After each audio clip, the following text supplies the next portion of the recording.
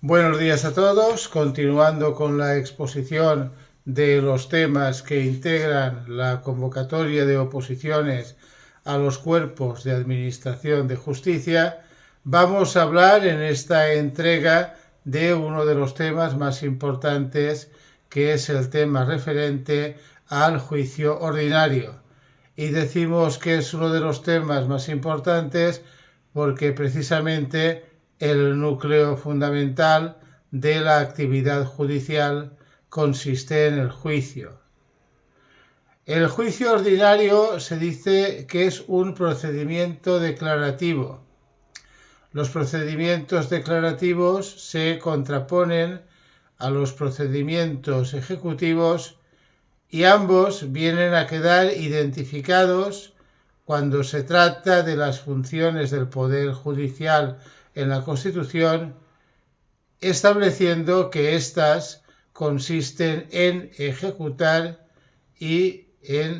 consisten en juzgar, y en hacer ejecutar lo juzgado. Juzgar sería lo que es la parte declarativa, la vertiente declarativa. Hacer ejecutar lo juzgado sería la vertiente ejecutiva. El juicio ordinario es el procedimiento declarativo principal de la LEC, de la Ley de Enjuiciamiento Civil. Se aplica para resolver litigios de mayor complejidad o cuantía superior a 6.000 euros, o bien aquellos que por su naturaleza requieran un debate probatorio y argumental que vaya más allá de lo que son los fines del juicio verbal, al que nos referiremos en el tema 27, en el tema que viene inmediatamente después de este. A día de hoy, estamos hablando en mayo de 2026, la LEC mantiene la estructura básica del juicio declarativo, es decir, las reglas que están en el artículo 249 y siguientes. Sin embargo, también hay que tener en cuenta que la existencia de la Ley Orgánica 1/2025, que hemos repetido en múltiples ocasiones, que hace el énfasis, que trae consigo un énfasis en los MASC, mediación, conciliación, etcétera, que ya tratamos en el tema anterior, supone que con carácter previo al juicio ordinario y en general a cualquier otro juicio, salvo las razones de urgencia o las establecidas legalmente, para poder acudir a ellos es necesario agotar la vía del MASC, que se configura como un requisito de procedibilidad.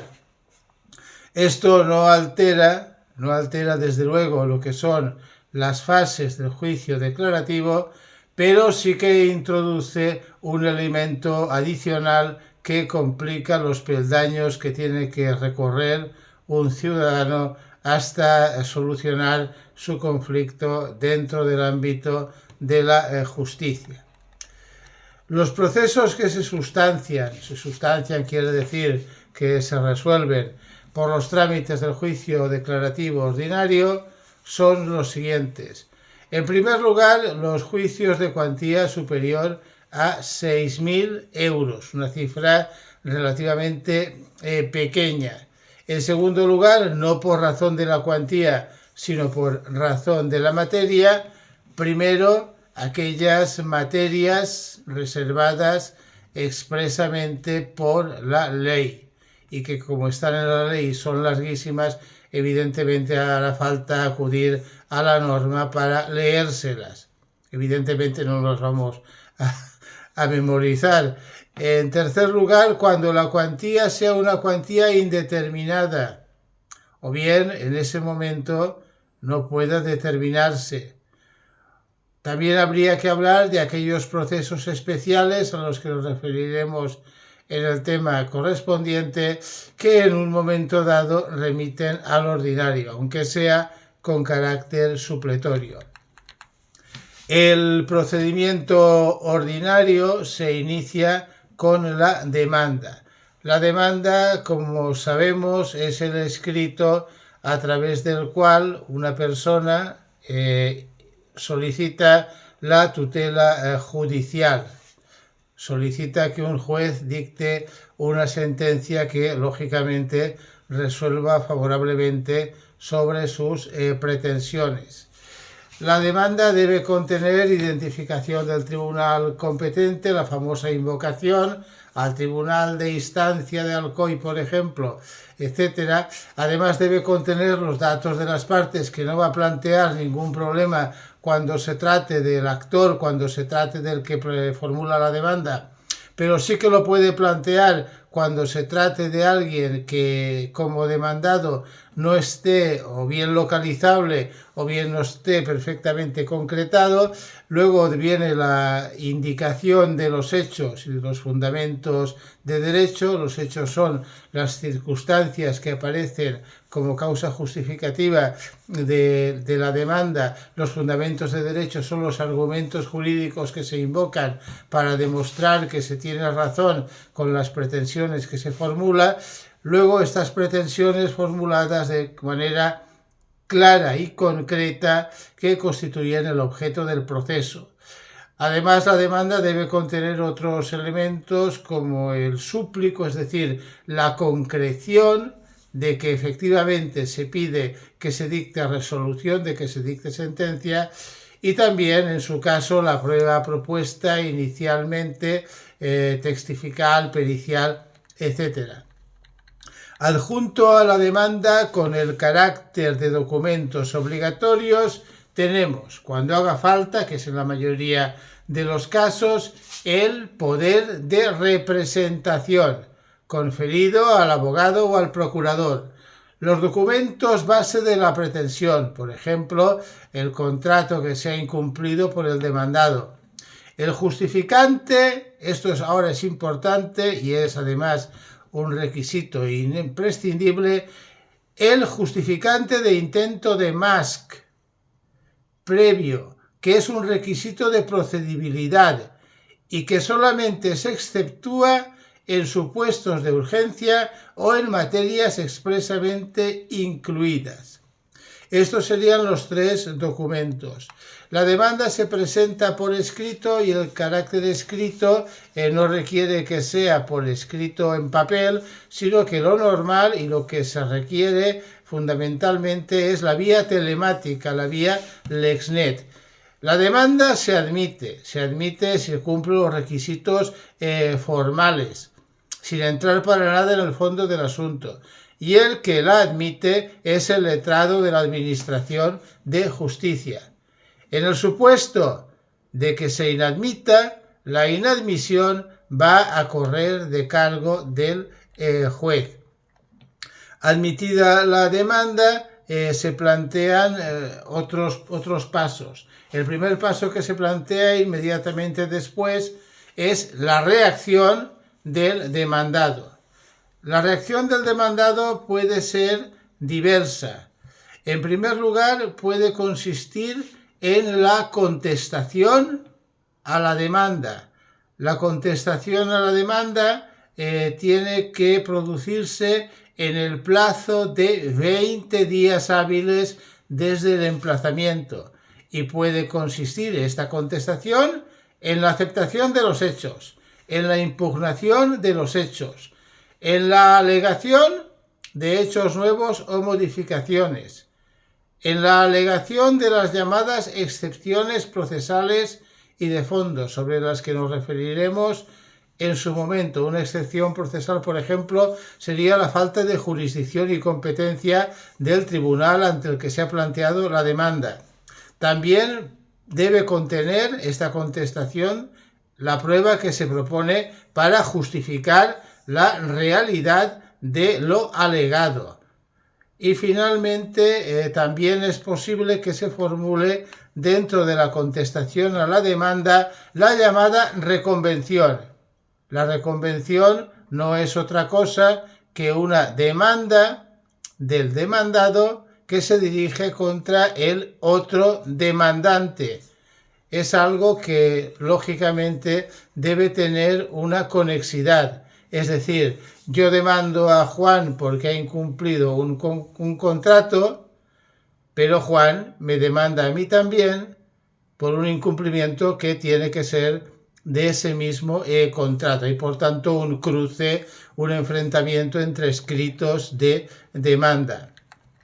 Además de la contestación, caben otras actitudes: el allanamiento, que es la aceptación total de lo que yo le pido a Juan con mi demanda; el desistimiento, que es el caso en el que una persona que interpone una demanda renuncia a la misma; la transacción o el acuerdo, que es posible en cualquier momento y ahora también; y finalmente tendríamos la actitud consistente en la rebeldía. La rebeldía, en términos procesales, no es la actitud del que se alza en armas contra un gobierno legítimo, sino que es la actitud del que, dentro del plazo de 20 días de contestación a la demanda, no la contesta y por tanto no se tiene por personado en el procedimiento.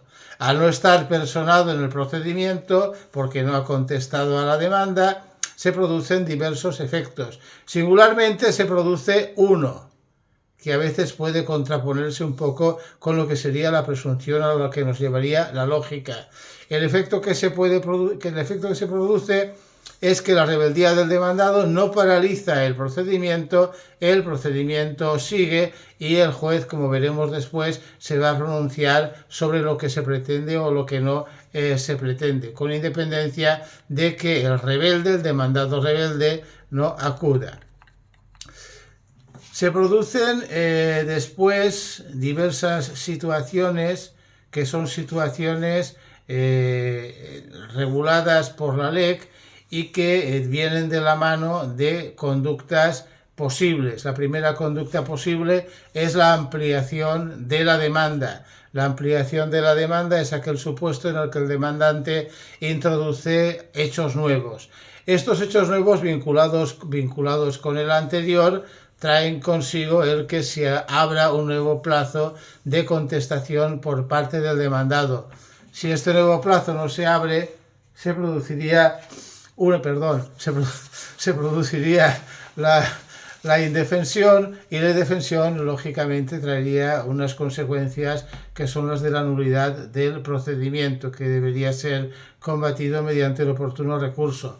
La otra posibilidad, el otro problema derivado de la demanda, es precisamente la reconvención, que traería consigo la apertura de una dinámica idéntica, es decir, la necesidad de que el ahora demandado, antes demandante, tuviera que contestar, etc. La ampliación de la demanda y la reconvención serían los dos problemas básicos derivados de lo que es el proceso tras la demanda. Bien, planteada la demanda, contestada la demanda, imaginamos que contestada dentro de cualquiera de las opciones que no traen consigo la rebeldía, se produciría la convocatoria de la audiencia previa regulada en los artículos 414 a 429 de la LEC. Esta audiencia previa es convocada por el letrado. El letrado tiene 3 días para convocarla, finalizado el plazo de 20 días de contestación a la demanda, y fijaría un plazo de 20 días. Es decir, que son 23 días hábiles desde el último del plazo de contestación a la demanda. La finalidad de la audiencia previa es doble. Por un lado, una reiteración en el intento de arreglo entre las partes, el arreglo MASC se llama ahora, para evitar el juicio. Y la segunda finalidad que tiene la audiencia previa es la de la preparación del juicio. Es decir, el examen de cuestiones procesales, excepciones, inadmisibilidad, fijar de una manera ya precisa el objeto del proceso y finalmente proponer o admitir prueba. Se debe comparecer con letrado o procurador. Es posible que la comparecencia se haga de manera telemática. Si no comparece el actor, se tiene por desistido. Si no comparece el demandado, supuesto vinculado al tema de la rebeldía que hemos visto antes, se continúa el procedimiento, pero sin el demandado. Y el juez, en este caso, una vez vistas las consecuencias, los resultados que ha tenido esta audiencia previa, puede derivarlo obligatoriamente a la mediación. Es decir, que si el juez ve que es una mariconada y que no hace falta llegar a juicio, sin ningún problema lo puede plantear para la mediación. Tras la audiencia, auto de proposición y admisión de prueba y señalamiento de la llamada vista de juicio. No vista o juicio, como a veces he dicho yo mismo erróneamente, sino acto de la vista para la celebración del juicio. El juicio es algo que tiene unas reglas previstas en el artículo 430 y siguientes de la LEC. Estas reglas suponen, primero, la máxima inmediación, es decir, el juicio se celebra de manera oral y de manera concentrada. Segundo, el orden. El orden son las alegaciones complementarias, el interrogatorio de las partes, dictámenes periciales y conclusiones. Es decir, que en el juicio primero se preguntan si se han llegado a un acuerdo, si se mantienen, si no se han llegado a un acuerdo, se plantean los hechos y se plantea la prueba. La prueba es la manera de demostrar los hechos. Aquí se enuncia el interrogatorio de las partes, testigos, dictámenes, etc. Inmediatamente después de la prueba vienen las conclusiones.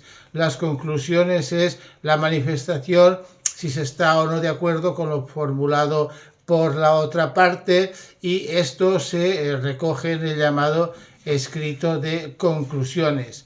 Cabe la posibilidad de que el juicio se suspenda si surge una causa. Por ejemplo, una nueva prueba no prevista en el momento previo, en el momento de interposición de la demanda o de la contestación, que tiene relevancia a efectos del resultado. Y se finaliza, como he dicho antes, con estas conclusiones definitivas. Cabe la posibilidad de que se den unas diligencias llamadas finales previstas en los artículos 433 y 434 de la LEC, si surge la necesidad de prueba no prevista o complementaria tras la vista. El plazo sería, lógicamente, un plazo breve. Hablando ya de la terminación del procedimiento, hemos de decir que el procedimiento puede terminar de tres formas. En primer lugar, puede terminar con decreto del letrado de la Administración de Justicia si se han incumplido trámites formales que han traído consigo la inviabilidad de la vista o juicio. En segundo lugar, se pueden dictar autos. Los autos son resoluciones del juez que deciden sobre la finalización del juicio sin dictar sentencia. Y finalmente aparecería la sentencia a la que se refieren los artículos 209 a 218 de la LEC, que lógicamente constituye una resolución sobre el fondo del asunto y que se integra por una serie de partes: el encabezamiento, antecedentes, fundamentos jurídicos y fallos. La sentencia debe ser motivada, congruente y clara. Además de la terminación del procedimiento por sentencia o por cualquiera de las otras dos formas anormales, como el auto o el decreto del LAG, estarían figuras que se admiten como conclusión, como manera de zanjar el asunto, no incluidas dentro de lo que es esta resolución sobre el fondo, esta sentencia. El allanamiento, cuando el demandado está completamente de acuerdo. Si es total, no pasa nada. Si es parcial, prosigue en lo que no ha habido este allanamiento. El desistimiento tiene lugar cuando el actor renuncia, la transacción o la satisfacción extraprocesal, que es lo deseable, y es aquel supuesto en el que el asunto se resuelve fuera de los estrados. Tanto el allanamiento como el desistimiento, como la transacción o como la satisfacción extraprocesal encajarían en la terminación instrumentada mediante auto previsto en el artículo 206 de la LEC. En resumen, el juicio ordinario, tal como está configurado actualmente, prioriza lo que es la satisfacción fuera del procedimiento, es decir, prioriza el que no se tenga que llegar a la sentencia, y tiene unas características que se van a abreviar cuando hablemos del juicio verbal, cuya diferencia fundamental estriba en que la audiencia previa es algo que viene a quedar subsumido dentro del acto de vista de juicio.